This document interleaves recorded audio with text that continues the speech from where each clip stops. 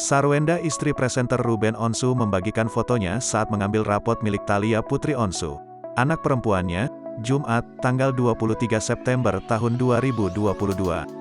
Sontak saja penampakan sekolahan adik penyanyi Betran Peto tersebut menjadi sorotan karena begitu megah bak Istana Negara. Tentu tak kalah elit dari sekolahan Betran Peto yang difasilitasi oleh Ruben Onsu dan Sarwenda.